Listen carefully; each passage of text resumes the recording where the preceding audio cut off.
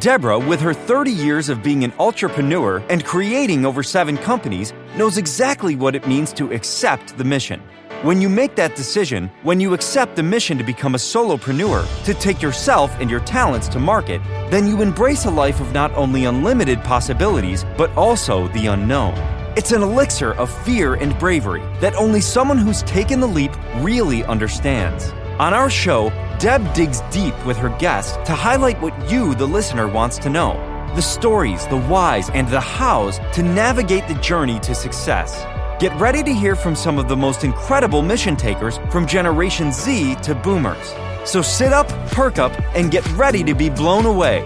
Now here is your host, Deborah Drummond. Hello and welcome back to Mission Accepted podcast show. We are super excited today. You know what? We're super excited every day. You're like, Deb, you're always excited, but I hear that often. And if you had my job, you would be excited too. Entrepreneur off the air, entrepreneur on the air. If this is your first time landing on Mission Accepted podcast show, thank you and welcome. And please hit the subscribe button because you're not only going to be inspired today, but you will be continued to be inspired. Look, here's what our show is about. You may never even heard the word entrepreneur or ultrapreneur before. Entrepreneurs are converting into ultrapreneurs, those people that have a plethora of things going on. That is the world of which we are expanding into. And then creatives, those amazing singers, actors, directors, artists that really, truly as well take on the mission, right? And then media, podcast hosts, the radio hosts, TV hosts, people that are in media that are also making the all those incredible freelancers out there that people go, oh, they have a media job. No, they had to get up. They had to make that decision. We don't know why or how people make their decisions. It could be that your back's against the wall and you had no choice because financially you had to make something happen very, very quickly. Or you had been working at a job that for a long time that just wasn't fulfilling you. And one day the straw broke or your best friend or your partner sucked you in, talked you into it. Told you were going to have the life of your dreams. And you are now in amongst the mission going, what the heck did I do this for? If any of those apply to you, guess what? It's applying to a lot of people, including a whole new generation that's coming in to this world of entrepreneurship. And that is that Gen Z generation. And we do a weekly show for you guys as well. So the beautiful thing is, I think like no other is a time where all of these generations, all these different levels of experiences are coming together. And we need each other. Look, I know that some of you are listening and not viewing. I'm just going to say I'm not 20. Okay. And my 18-year-old is starting his first company. There's things that he can teach me about, social media or hashtags or, whatever, biohacking that I never knew before. And I teach him how to speak. I teach him how to shake someone's hand, and that shaking your hand is and should be considered a higher regard than signing a contract, and all of those kind of things and everything in between. I'm very excited because when we talk about multi-generational, and we talk about expanding, and we talk about seeing the course of entrepreneurship in its true form, we have an incredible guest today, and her name is Maria. I'm going to let her talk a little bit about herself in relationship to how she kind of got into this industry. But recently chatting and knowing, I've known this woman for a very long time. I've been an entrepreneur for 30 years, and I actually used to advertise and do things with her company when it was a different name. And we're going to talk a little bit about rebranding and reestablishing yourself. So this is Maria Locker of RevolutionHER. She has a large women's-based organization. So she has seen entrepreneurship from every level, from startup to all the way making your way up. And obviously you've done that yourself. I mean, not just a month ago, I was tapped into Maria's organization and she had Dolly Parton on. So that doesn't happen usually in your first week of building your business. So Maria, welcome to the show. Thank you so much, Deb. Oh my goodness. I'm just going to put that on repeat all the time. And every time I need a little pick me up in the morning, I'm going to play your voice. That was awesome. Thank you so much for having me. Absolutely. Well, you know what? Icons are icons. You got to call it as you call it. And we were just talking about that, right? How people as entrepreneurs need to step out of the comfort zone. Now, here's something really interesting. So I had been doing business with Maria's company way back when my daughter, who was 15, launched a company called Baby Ocean Wear, named after her little brother, who was 3 or 4. So she got into fashion. Ironically, my 18-year-old right now is launching a fashion company. And so it's like, and completely different, but obviously I've been following you and watching everything that you do. And then, as people grow, we're like, my daughter stopped with that company and I kind of went on, and then I reconnected with someone at a trade show a few years ago now, obviously, when we were doing live events. And she was like, we were talking and I'm like, why does this look familiar? And that's when I learned about your rebrand. And she goes, oh, you should apply for this award, or we've got these awards. You'd be perfect to, you should get someone to nominate you. And I'm like, okay, sure. And I, even then, with all my years of experience, there was a little sense of uncomfortableness, like, oh, I don't know, like an award, I don't know. And then I got reconnected and I was like, oh my word, this is Maria's company. It's still me. I'm still here. It's still there and still you. Right. And we're talking about these. So you have some awards and they're annual. So whenever you're listening to this podcast, you can jump off the cliff and get a little brave a bit. Tell us about the awards that you've got and a little bit about what your company's doing. Oh my goodness. So I don't even know where to start, because really the awards are the best part of what we do. It kind of brings together everything that our company stands for. So, RevolutionHER is the company we're talking about. And every year we put on our RevolutionHER awards. And the purpose is really to give a platform to women's voices, to amplify women's voices. We've introduced a youth award as well. And for us, it's really about, shining a light on the work that women are doing, whether it's entrepreneurship, leadership, community work, volunteer, youth that are leading the charge, like you mentioned, Gen Z. There is so much good being done. When you turn on the news, sometimes all you see is the negative, but there is so much good out there. And so with RevolutionHER, we really wanted to have a platform that would not only inspire women because of the stories they're hearing and the other women that they're being able to connect with. We wanted to help empower them to live whatever version of their life they've always dreamed they would. And a lot of times, we get caught up as women. And I think, obviously you have a lot of different people that listen to your podcast, but we specifically work with women to really help kind of bring to light maybe what they need in their life or what they're neglecting in their life, to really kind of shine a light on the things that can be positive. So that's what we do. And way back when we would have connected a long time ago, that would have been through mompreneurs. And originally this journey started as mompreneurs, really focused on moms in business. And it's just evolved from there. Wow. So now you obviously had your own journey. You've been on this journey for 12 years. Mm-hmm. You are, and I love this. So you had a family that had entrepreneurial spirit. And maybe I was loving the story that you're sharing about your dad. So talk a little bit about that. Let's plug the family. Hey, let's talk about Well, it starts small, right? It always does. You have a path when you're younger. So that was mine. That was yours. So talk a little bit about that, but then you ended up being an elementary or a kindergarten school teacher. Yeah. So you're standing there with these 5-year-olds and 6-year-olds going, oh, look at the beauty in their eyes. And what made you decide I'm going to start a magazine?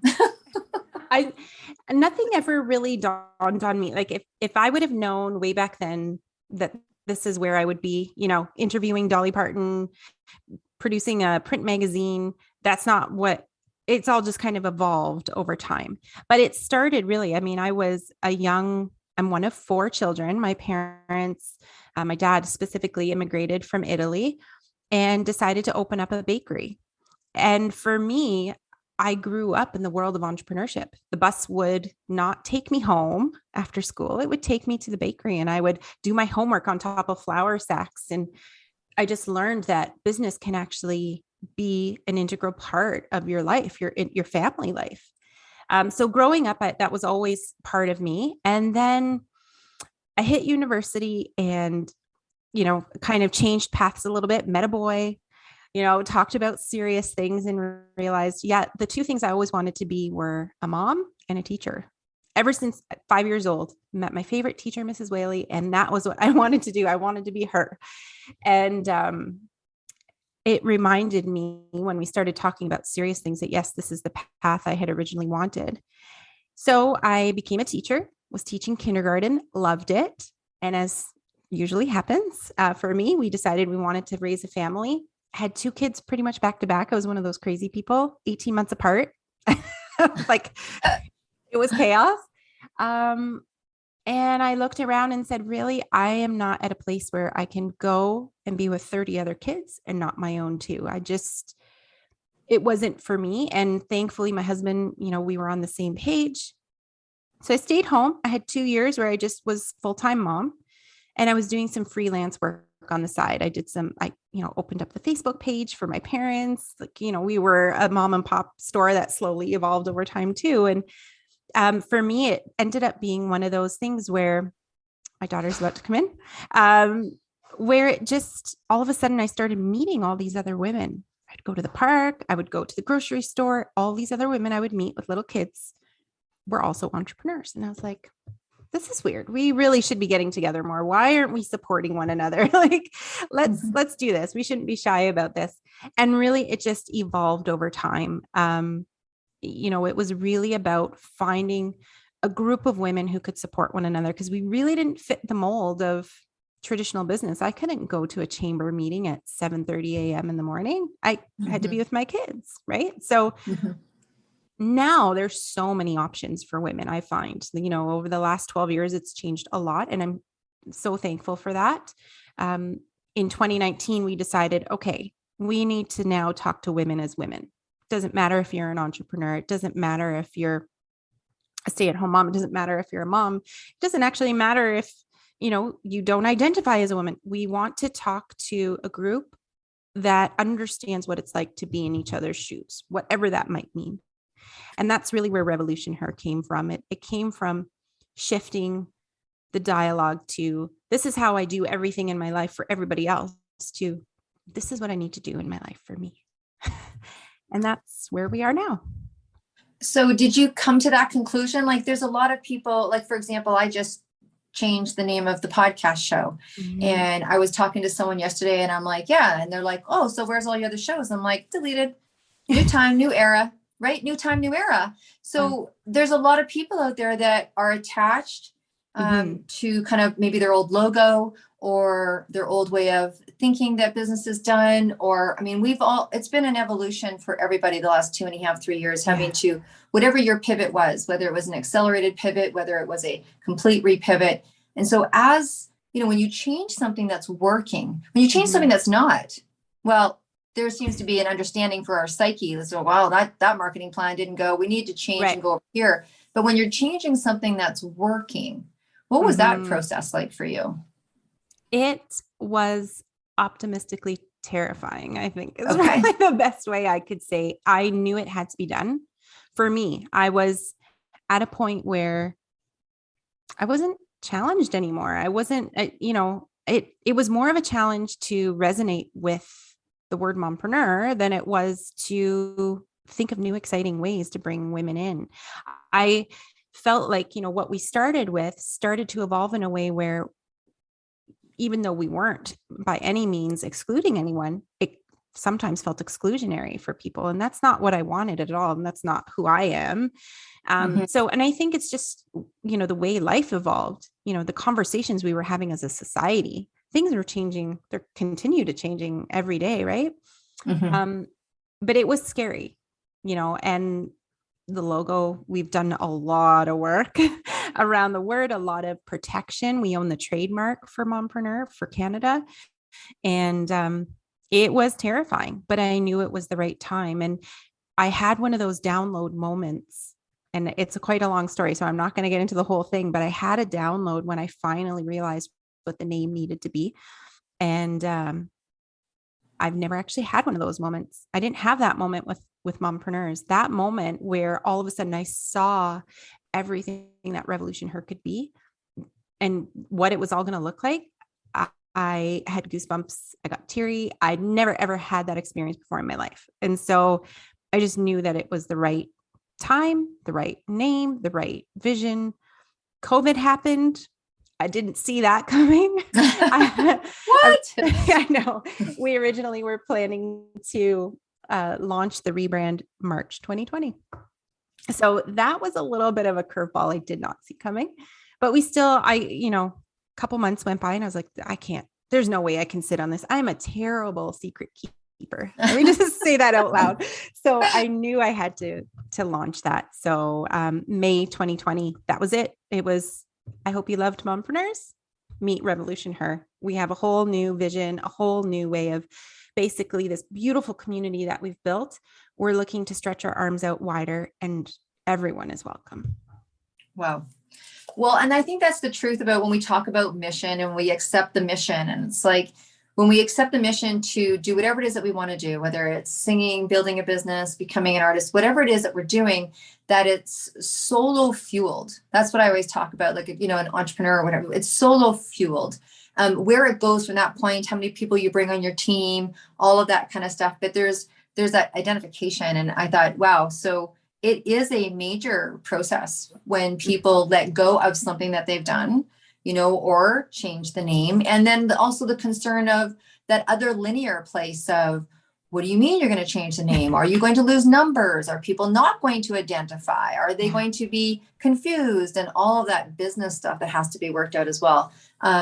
As we shift and grow, right? As we shift and grow, the fear, the excitement of gain, but the fear of loss. Yes, it was huge. It was huge for us because, you know, we had a very niche market. We really did.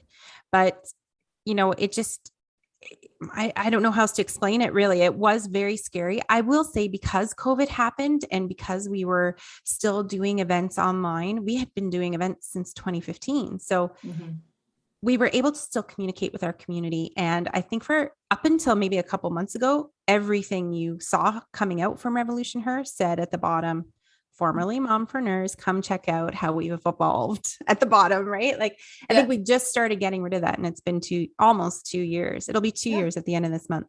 So, it's very scary, but I think you have to be steadfast in whatever vision you see.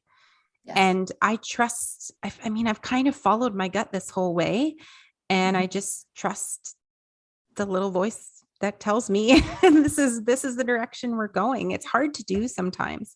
I ignored it for probably 3 years. I was ready probably 2017. I got really sick. I did 2 back-to-back cancer rounds and that's when it first was like, this is probably something I need to do. And I just ignored it because it's a lot of work. It's a lot of work. So I'm glad now though. I mean, I wouldn't change it. Yeah, absolutely. Well, congratulations. And let's talk a little bit about the courage that it takes to be entrepreneur. You see women in all stages, right? And I'm sure there's as many smiles as there are tears in this process of life. Never mind when we add an additional piece on. That really, I always say it's kind of like, well, when we were talking about I created a planner. It would have been unfair for me to create a planner for entrepreneurs if it didn't include personal development because we need to be our own best friends so much of the time. You know, when I'm talking to entrepreneurs, it's like, so what was the thing that you were the most proud of yourself last week? And they're like, what? I don't think know about that. like, last week. I'm thinking this week, I'm thinking that, but it's not often we stop until we're told to stop or we have someone else affirm what it is we're doing. There's these amazing creative people out there doing all of these aspiring things and, you know, the whole stop until, you know, smell the roses kind of stuff. As an entrepreneur, that's not necessarily how we think. We're in motion and we're like, oh my God, that was so awesome. Okay, now I'm this. Move on. So from someone who's seen all of the stages for so many people, I don't want to say, hey, what's your number one piece of advice? But what's something consistently that you see that you think entrepreneurs really should know or take into consideration? I think it's just that grace period. I think a lot of entrepreneurs are just really hard on themselves. A lot of the women that I've seen over the years, for sure, they are coming up with ideas. They're multitasking. They're taking care of the house, the home, the kids, everything. And yet they're still really hard on themselves and guilt still finds its way in somehow. And I'm guilty of it too. By no means am I, it's something that I consistently try to work on. But it's that grace. It's being able to kind of stand back and say, okay, I wrote a really long to-do list today. and I got 5 things done instead of 10. Those 5 things could have been massive things to, help move you or your business or whatever it is you're focusing on forward. So, Grace has really been, and it's funny because my business partner is Grace. That's her name. But, just this idea of grace and giving yourself room for permission to grow, permission to rest, permission, to go for a walk. Those are things that, you're the only one that can do that. And we get into this almost like a hamster wheel where we'll just keep going and going and going until, like, for me, I kept going and going and going. And I got really sick. Where that was my eye opener. It would be great if we didn't have to get to that point before we realized it's okay. We do need rest. We do need to maybe only put 5 things on our to-do list. And that's a fantastic goal to have. Right. So it's grace for me is really noticing that women just, no matter how much we say it and no matter how many self-care things are out there, women really try to take all of it on, and they don't have to. And nor should they. Yeah. I mean, I would agree with that 100%.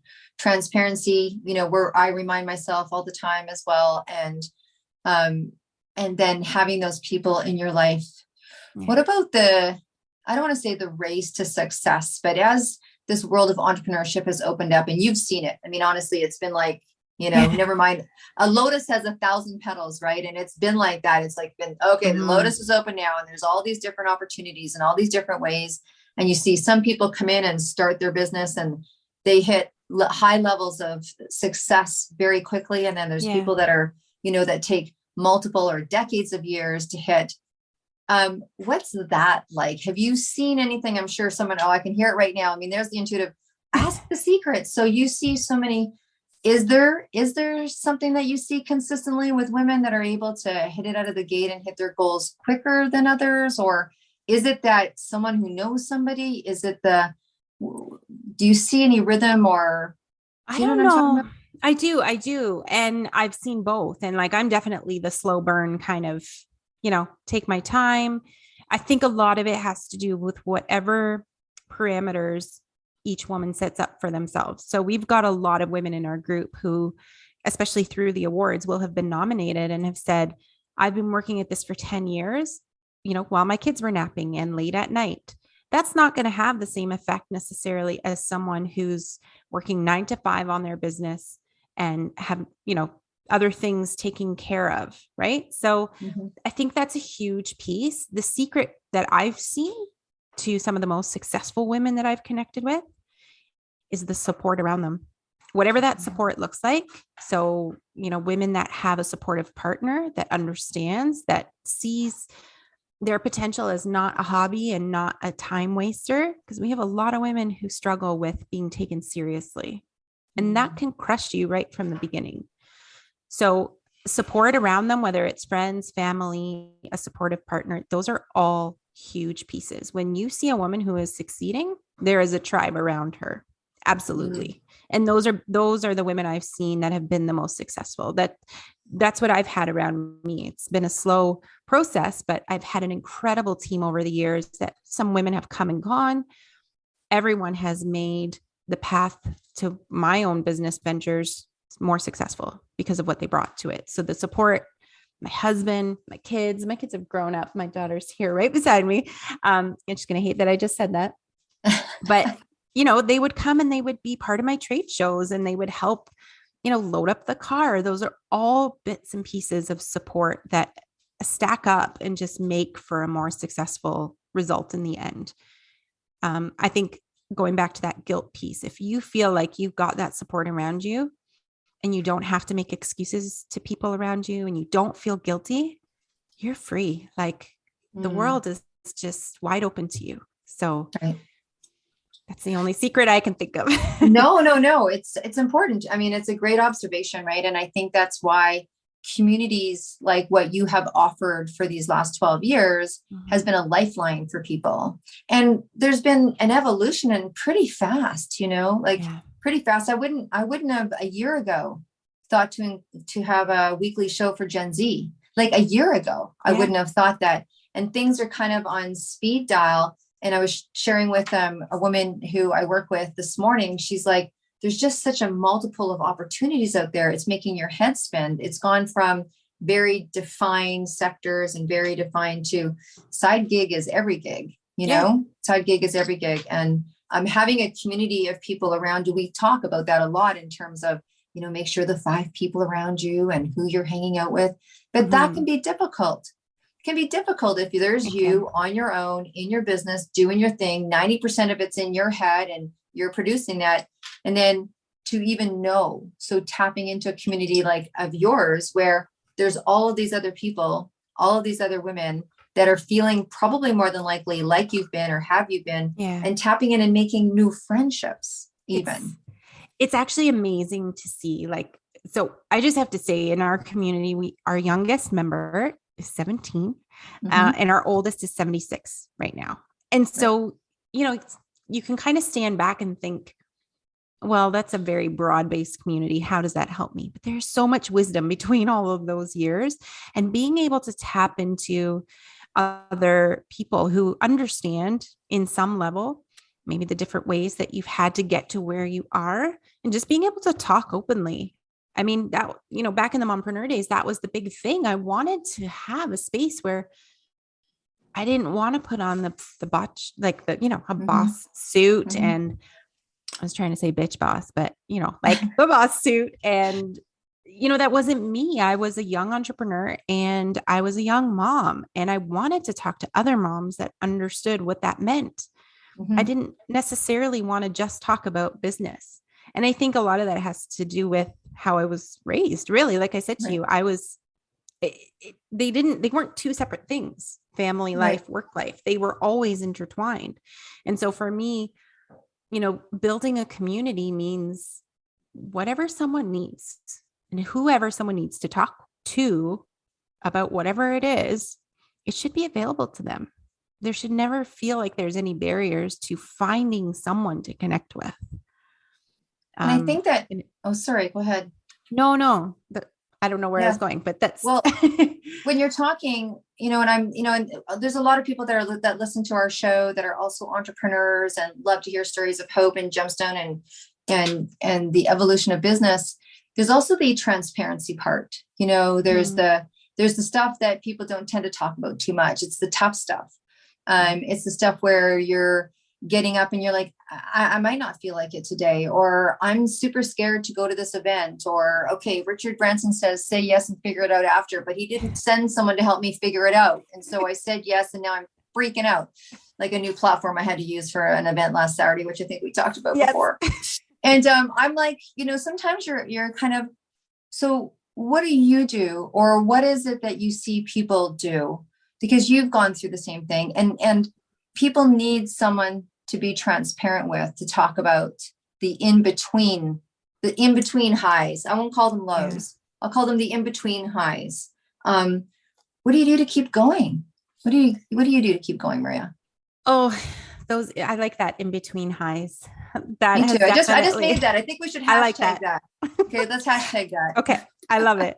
For me, I feel like there's a cycle. I feel like, there's a couple months that come, you're on that high, and then there's that little lull. Oh my gosh, why am I doing this? Oh my gosh, we didn't hit our quotas this month. Oh my gosh, what is happening? I shouldn't be an entrepreneur. I should find a full-time job.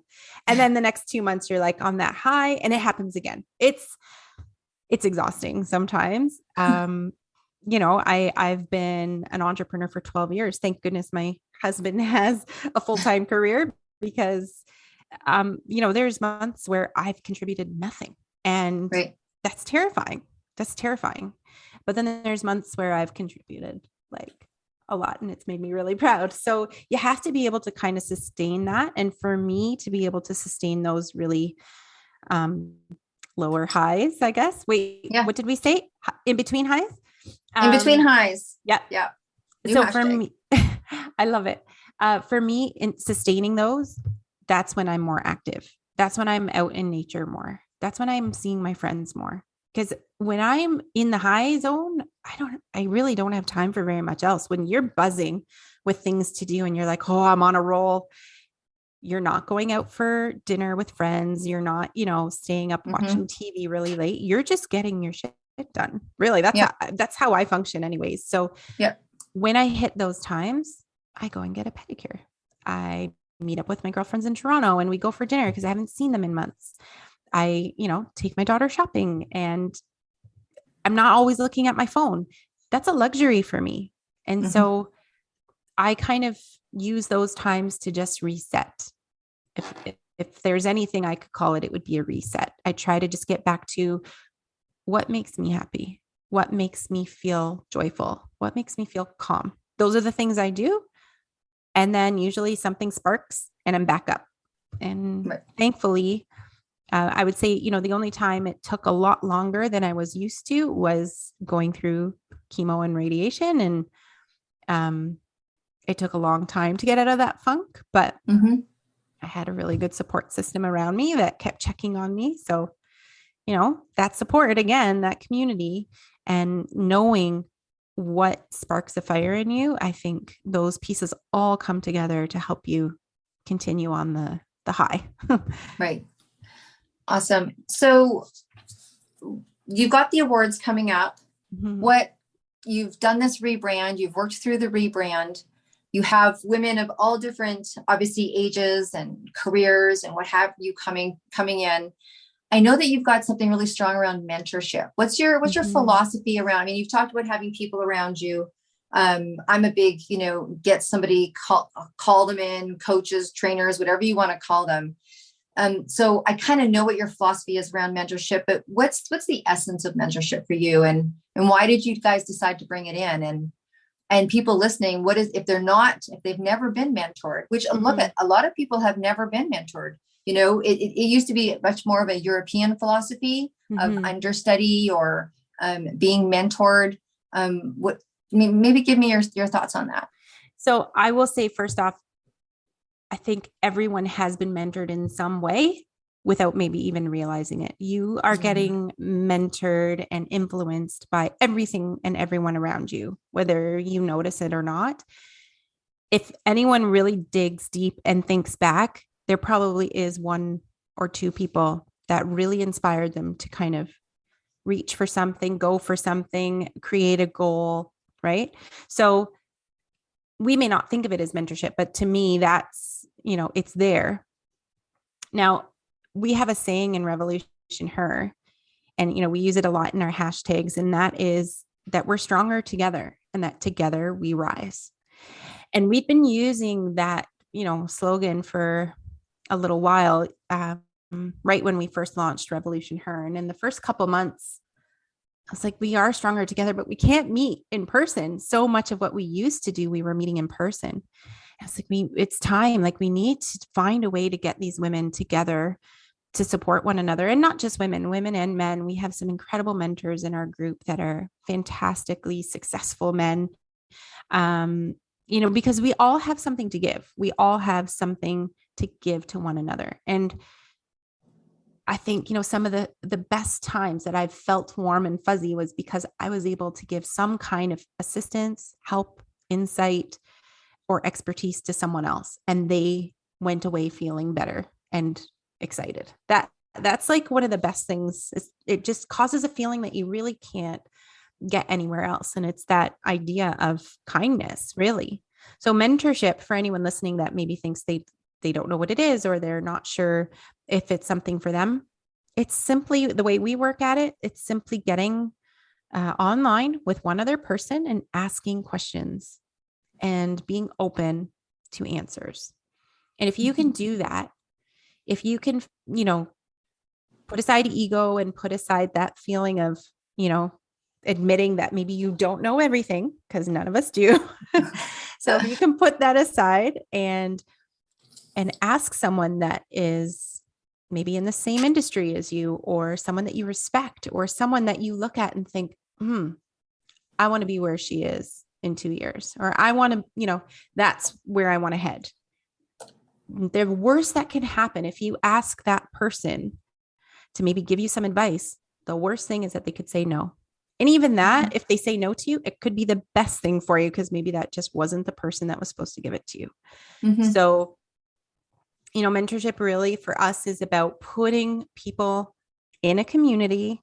It's digital, and it's about giving the opportunity for women to talk to others who have been there, done that, have expertise, and are willing to share to make someone else's life better. Yeah. And that's it.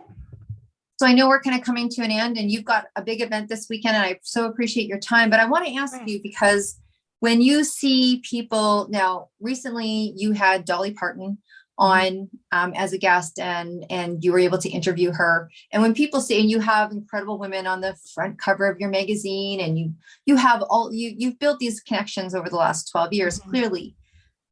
Other people that are like, man, how do I make those connections? How do I reach out to that person? Can you give any insight as to other people that are like, oh man, because people obviously look up to you, Maria. There's no two ways about it. They are attracted. You have multiple, tens and tens and tens and tens of thousands of people that are in your community. So you've earned your wings, most definitely. But people see that and they're like, how can I do that? Like, what did it take for you? Either maybe courage or infrastructure to be able to have those kind of people part of your business? I can tell you one of the first things I ever did, one of the first big wins for us, was when I personally emailed Arlene Dickinson. I searched on the internet for her personal email. If she's listening.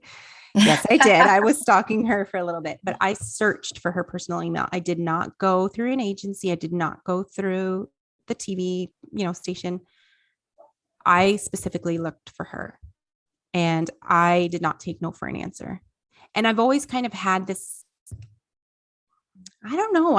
I'm not bothered by no. So even if someone tells me no, I'll ask, well, why not? And when is a better time for a yes?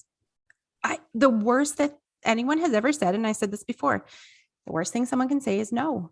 And there's times where some people have said no, and I'm like, that's the right no. This is not meant to be. But there's times where I've been given a no, and I'm like, no, you don't understand.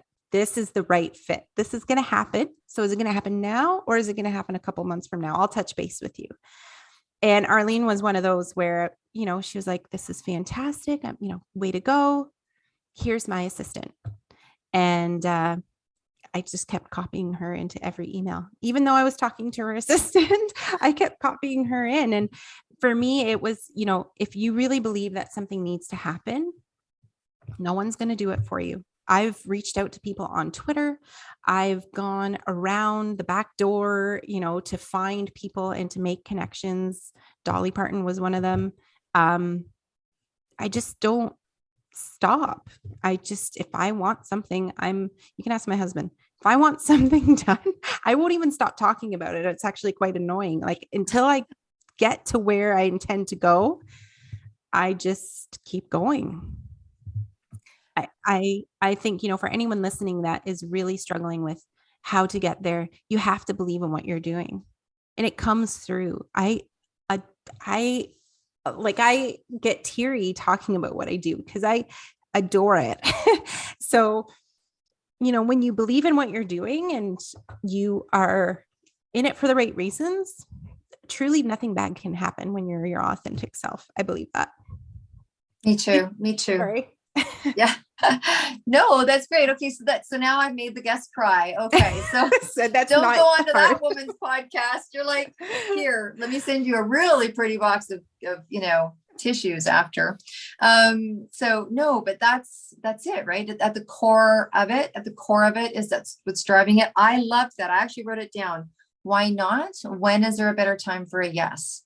Because when you're on mission, when you're on purpose, and you're in for the long haul, know your intention, your desire, even if you don't know how to get there, you have a desire to get there. There's so much, I always say there's so much money in that. I talk about that, look, I'm in the business of follow up as well for a lot of what I do. And I tell people, they're like, how did you get to number 1, 2, 4? I'm like, the money doesn't start till 5. They're like, what do you mean? I go, the money doesn't start till the 5th interaction, the 5th conversation, the 5th, they're like 5th. And I'm like, I bet you bail out at 2 or 3. And honestly, it is tough sometimes, even for myself. And even for you, maybe not for you, you sound like pretty, maybe I it's should get still your husband hard on here.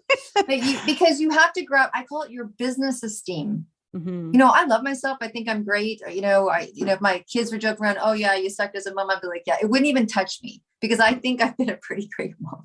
Right. But when it's you and you, if you're the CEO of your own business, if you're the owner of your own company, sometimes your business esteem can get a little like, ooh, I love Brene Brown. It's like, ooh, aren't you too big for your bitches, Right. And it takes a lot of courage. And sometimes those no's can sting and sometimes they just slough off. Or if you've had a lot of no's, the fourth ask gets tougher, right? So I love that. It's just like, when is a better time for a yes? Yeah. And like I said, the no's that have kind of like made you tilt your head a little bit. Like for me, there's been a couple where I'm like, I didn't do a good job. Either I didn't do a good job explaining, or this is really not the alignment I thought it was. Because most times it's been very obvious the alignment that is there. And, I have a nonprofit company as well. And so we give back so much. And, for us, that's a huge piece of what we do. And so often if there's not an alignment there, it makes me thankful. Like I said before, it makes me, it was the right no, and I'm okay with that. And I can move on. Yeah. So it still makes it hard, but it's work that has to be done. And it's work that I apparently am good at. So I'll keep doing it. Well, we appreciate that. We appreciate that so much. So look, I know you have to go. I have one really important question I want to ask you. But before we do that, Maria, can you please share with people how to get in touch with you? And, we're going to put it in the show notes as well. But where, if someone wants to get a yes from you, where are they contacting you? I will always be open to yeses. So that's the first thing. And I do get some really fantastic requests from people. I'm always open to chatting. So you can email me directly anytime. I may be slow to reply, but I always reply, maria@revolutionher.com. And our website is revolutionher.com. You can find us on all the social channels at RevolutionHER TM for trademark, because someone else has RevolutionHER. And you can find our magazine. So RevolutionHER magazine is available in 118 stores across Canada, bookstores, including Indigo Cole's Chapters. We've got a podcast as well called the Amplify Podcast. Go check it out. Hopefully we can get you on there too, Deb. I think that'd be so fantastic to turn and get some, because you are just, I'm still astounded when we had that catch up. You are just on fire and you've done so much. So we'll definitely have to get you on there too. Oh, well, yes. Yes. Okay. I'll accept the mission. No, absolutely. It would be an honor, right? I think that's the whole part of it. Okay. So Miss, you got lots to do this weekend. You are packing and you are going to a desert island, and it's you and you, and you have room for one album. This is the album that you couldn't imagine not listening to for the rest of your days while you sit there with your, and what's it going to be? Oh my! What's the album you're going to take with you? Deb, one. I know. Are you sure not five? One? Uno. Is it? How do you speak it in Italian? Is it uno or uno? Yeah, uno. Okay. So uno. I am a huge music nerd. It's like a huge part of my life. I used to. Be good. You're going to do some stuff around Dublin then. Have I got a promise for you? So actually, and this is no joke, I know every word to every song on U2's Achtung Baby. I think that has to be I can't. There's a hard second with Radiohead, the Bends, but I'm going to go with U2 Achtung Baby. It's just, yeah.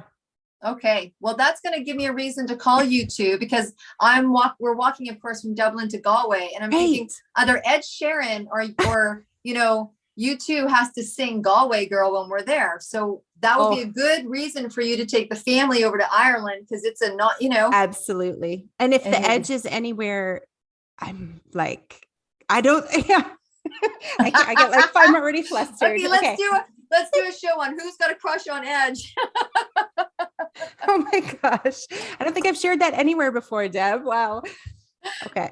Well, we have more than one thing in common then. No. There you go. All right. Yeah. Okay. So if you're out there, Edge, and you're hearing about how you need to be in Galway singing Galway Yes. Girl, we'll see if Ed can come along, and then you guys can walk with us from Galway to the Cliffs of How Moher. fun. How fun, right? Okay. Amazing. So let's just set the intention. Done. It's a yes. It's a yes. Oh my gosh. I love when I'm laughing on my own show. Maria, what a pleasure. Honestly, what a pleasure. And it's just been such a grace to have you here. And part of Mission Accepted. You've done so much and you've done so well. And thanks for being transparent and sharing. You've in between delivered highs. it. Thank you so much. And honestly, the platform that you provide, it's just, thank you for asking. It's been an honor to be here, and I'm excited to see what's going to happen down the road. It's all good stuff. I know we got some good stuff coming on. This will not be the last time that you see mine and Maria's name in a few things. I'm sure. Yes, I'm sure. Agreed. All right. Rock it out. And just a reminder, you guys, if you know a woman who needs to be recognized, please go on to RevolutionHER, look at the awards. If it's not this year, it's okay. They've been doing this every year for a long time. They're ready when you are. Absolutely. Thanks, All Deb. right. Have a good day. Bye You for too. now.